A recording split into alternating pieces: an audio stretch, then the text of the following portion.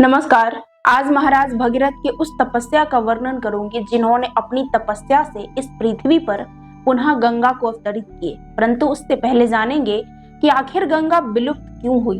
तो कहानी यह है कि पूर्व काल में एक महर्षि अगस्त हुए जो दिव्य तथा अलौकिक थे, परम ज्ञानी थे। सतयुग की बात है। एक दानवों का बहुत ही भयंकर समूह था जो कालके नाम से विख्यात था। वे सभी दानव एक दिन वित्रासुर का शरण लिए और वित्रासुर की अध्यक्षता में समस्त देवताओं पे आक्रमण किए। उस समय समस्त देवता वित्रासुर का वध करने का प्रयोजन बनाने लगे और वे सबके सब ब्रह्मा जी के पास गए। तब ब्रह्मा जी कहते हैं कि तुम सभी जिस कार्य को सिद्ध करना चाहते हो वो मुझे पहले से ही ज्ञात है, इसलिए मैं तुम सभी को एक उपाय बता रहा हूँ जिससे तुम सभी वित्रासुर का वध कर पाओगे। एक दधीची नाम से बहुत ही विख्यात महर्षि हैं, तुम सभी उनके पास जाओ और एक साथ वरदान मांगना। वे तुम्हें मुंह मांगी वस्तु देंगे। जब वह वर देने के लिए तैयार हो जाए तब तुम सभी कहना कि इस तीनों लोक के हित के लिए आप अपने शरीर की हड्डियां प्रदान करें। तब वे तुम्हें अपनी शरीर की हड्डियां प्रदान करेंगे जिससे एक भयंकर अस्त्र का निर्माण करो। ब्रह्मा जी के ऐसा कहने पर सारे देवता महर्षि दधीची के आश्रम पहुंचे और वहां पे उन्हें प्रणाम करके वे सारी बातें उसी प्रकार बताएं जैसे ब्रह्मा जी ने बोला था।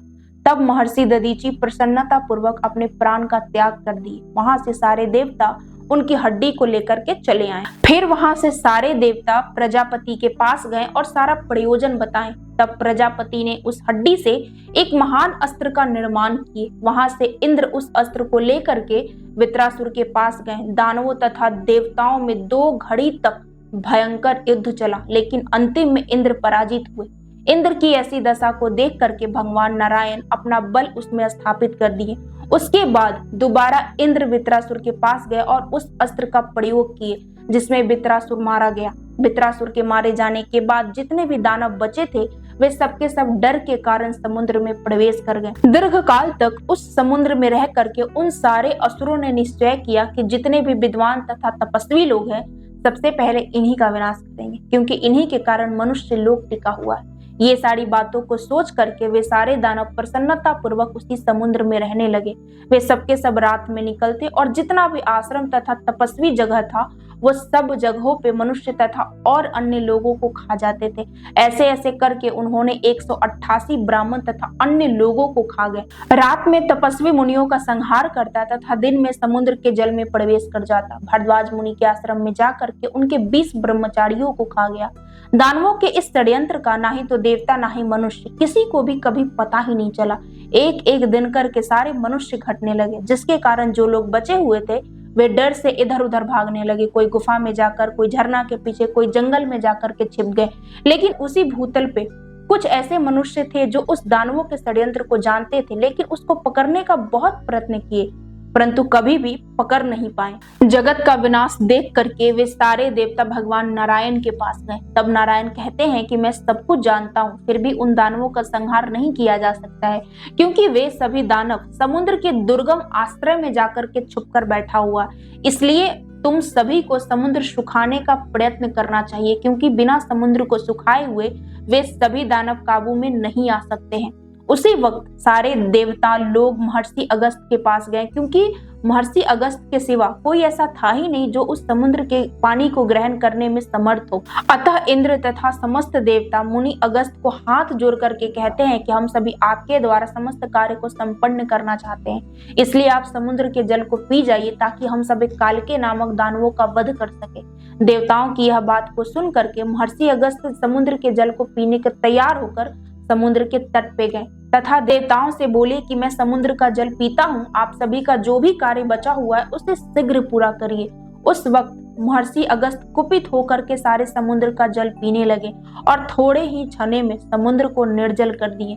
ये सारी चीजों को देख करके सारे देवता बहुत ही प्रसन्नता के साथ उन सारे छुपे हुए दानवों पे आक्रमण किए, जिसके कारण दानवों तथा देवताओं में एक भयंकर युद्ध चला। उसमें अधिकतर दानव तो मारे गए, लेकिन जो शेष दानव बचे हुए थे वो सब डर के कारण पाताल लोक में चले गए। सब दानवों के मारे जाने के बाद सारे देवता अगस्त मुनि से कहते हैं कि आप पुनः इस समुद्र को भर दीजिए, आपने जो भी जल पिया है उसे इसी में डाल दीजिए। तब अगस्त मुनि कहते हैं कि मैंने समुद्र का सारा जल पचा लिया। अतः उस समय सारे देवता समुद्र को भरने की इच्छा से ब्रह्मा जी के पास गए उपाय पूछने के लिए। तब ब्रह्मा जी कहते हैं कि आप सभी देवता इच्छा अनुसार अपने अपने स्थान को चले जाइए, क्योंकि दीर्घ काल के बाद यह समुद्र स्वयं ही अपने स्वाभाविक स्थिति में आ जाएगा। ब्रह्मा जी के ऐसा कहने पर सारे देवता अपने अपने स्थान को चले गए तथा यहीं से महाराज भगीरथ की यात्रा शुरू होती है, जिन्होंने इस पृथ्वी पर पुनः गंगा को लाए। तो इक्ष्वाकु वंश में सगर नाम से एक बहुत ही विख्यात राजा हुए, जिनकी 2 पत्नियां थी, परंतु फिर भी निसंतान थे। एक दिन राजा सगर अपनी दोनों पत्नियों के साथ कैलाश पर्वत पर जाकर के त्रिनेत्रधारी भगवान शंकर की तपस्या करने लगे। उनकी तपस्या से कुछ दिनों के बाद ही भगवान शंकर दर्शन दिए। उस समय राजा सगर अपनी दोनों पत्नियों के साथ भगवान शंकर को प्रणाम करके पुत्र की याचना किए। उस समय भगवान शंकर राजा सगर को वरदान दिए कि तुम्हारी पहली पत्नी के गर्भ से 60,000 पुत्र जन्म लेंगे, लेकिन वे सबके सब एक ही साथ मर जाएंगे तथा दूसरी पत्नी के गर्भ से एक बहुत ही विशाल पुत्र का जन्म होगा। तदंतर कुछ समय के बाद राजा सगर की दोनों पत्नियां गर्भवती हुई। पहली पत्नी के गर्भ से एक दुब्बी उत्पन्न हुआ। यह देख करके राजा सगर उसे फेंकने का विचार किए। उस समय आकाशवाणी हुआ कि आप अपने इस पुत्र का त्याग करके उचित नहीं करेंगे। इस दुब्बी में से एक एक बीज को निकाल करके घी से भरे घरे हुए में इसको सींचिए, इससे आपको 60,000 पुत्र की प्राप्ति होगी। तथा दीर्घ काल के पश्चात उस दुब्बी में से 60,000 पुत्र उत्पन्न हुए। वे सबके सब बहुत ही भयंकर स्वभाव वाले थे। उनकी संख्या अधिक होने के कारण वे सभी देवताओं की अवहेलना करते थे। वे सभी राजकुमार दिन ब दिन सभी मनुष्य तथा देवताओं को कष्ट पहुंचाने लगे। कुछ समय बीतने के बाद राजा सगर अश्वमेघ यज्ञ की दीक्षा लिए। उनका यज्ञ का अश्व समस्त पृथ्वी पर विचरने लगा। एक दिन सारे अश्व विचरते विचरते जल शून्य समुद्र के पास गया और वहां से अदृश्य हो गया। ये सारी बात सगर पुत्र अपने पिता राजा सगर को बताएं। उस समय राजा सगर अपने सारे पुत्रों को पुनः भेजते हैं कि जाकर के उस अश्व को ढूंढ कर लाओ। उस समय सारे सगर पुत्र उस अश्व को खोजते खोजते एक ऐसे स्थान पे पहुंचे जहां पृथ्वी में दरार पड़ी हुई थी। वहां पे पहुंचकर उन सभी ने कुदाल के साथ उस दरार पड़ी पृथ्वी का खुदाई करने लगे, जिसके कारण बहुत सारे जीव जंतु मारे गए। उस दरार का खुदाई करते करते बहुत ही समय बीत गया तथा एक दिन वे सारे सगर पुत्र अचानक पाताल लोक में प्रवेश किए। वहां पे जाकर के देखे कि उनका यज्ञ का अश्व वहीं पे बंधा हुआ है तथा उसके बगल में ही कपिल मुनि बैठे हुए थे। लेकिन वे सारे सगर पुत्र कपिल मुनि का अनादर करके उस अश्व को लाने लगे। उस समय कपिल मुनि क्रोध होकर के उन सारे सगर पुत्रों को एक ही साथ भस्म कर दिए। यह सब वृतांत नारद जी राजा सगर को बताएं। उस समय राजा सगर बहुत ही दुखी हुए तथा अपने पौत्र अंशुमन को सारा वृतांत बता करके कहते हैं कि तुम जाकर के नरक से उस अश्व को लेकर के आओ, जिससे मैं अपने यज्ञ को पूर्ण कर सकूं। उस समय अंशुमन बहुत ही दुखी के साथ वहां पे गया जहां पृथ्वी विदीर्ण हुई थी तथा समुद्र के रास्ते वहां पे पहुंचा जहां कपिल मुनि तथा वह अश्व बंधे हुए थे। वहां पे जा करके कपिल मुनि को प्रणाम किया। कपिल मुनि इस व्यवहार से बहुत ही प्रसन्न हुए तथा अंशुमन को वरदान दिए कि तुम जो चाहो वह मांग सकते हो। उस समय अंशुमन सबसे पहला वरदान मांगता है कि यह अश्व को छोड़ दीजिए, जिससे कि यज्ञ पूर्ण हो सके, तथा दूसरा अपने पितरों को पवित्र करने का। अंशुमन वहां से यज्ञ का अश्व लेकर के महाराज सगर को दिए तथा महाराज सगर अपने अश्वमेघ यज्ञ को पूर्ण किए। दीर्घ काल तक महाराज सगर अपने राज्य पे शासन किए।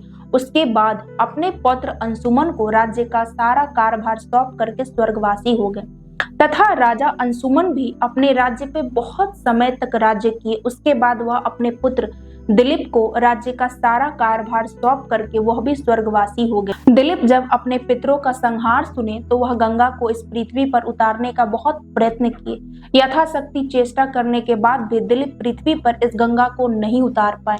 उन्हीं महाराज दिलीप का एक भागीरथ नाम से बहुत ही विख्यात पुत्र हुआ, जिनका राज्याभिषेक करके दिलीप वन में चले गए। राजा दिलीप तपस्या के सिद्धि काल में ही वह स्वर्गवासी हो गए।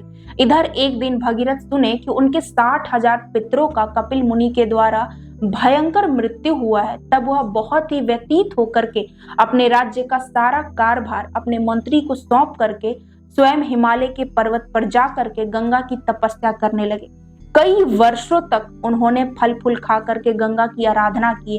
1000 वर्ष बीत जाने के बाद महानदी गंगा स्वयं भगीरथ को दर्शन दी और बोली कि महाराज आप मुझसे क्या चाहते हैं। तब भगीरथ उस समय अपना सारा वृत्तांत सुनाते हैं। राजा भगीरथ की बात को सुन करके गंगा बोली कि मैं आपकी बात को मानूंगी, इसमें कोई संशय नहीं है, परंतु आकाश से पृथ्वी पर गिरते समय मेरे वेग को धारण कर पाना बहुत ही कठिन है। अतः इस तीनों लोक में भगवान शंकर के अलावा मेरे वेग को कोई भी धारण नहीं कर सकता है, इसलिए आप जाकर के भगवान शंकर को प्रसन्न कीजिए। उस समय महाराज भगीरथ भगवान शंकर को प्रसन्न करने के लिए कैलाश पर्वत पर चले गए। कुछ समय के बाद भगवान शंकर प्रसन्न होकर के गंगा को अपने मस्तक पर धारण करने को तैयार हो गए। भगवान शंकर को खड़ा देख करके रमणीय नदी गंगा आकाश से नीचे उतरी। उस समय उनके जल में बहुत बड़ी बड़ी लहरें तथा तरंगे उठ रही थी। आकाश की गंगा को भगवान शंकर अपनी चोटी में धारण किए। तो यही कारण था जिसके लिए महानदी गंगा को इस पृथ्वी पर उतारा गया था, जिससे कि समुद्र को पुनः भरा जा सके।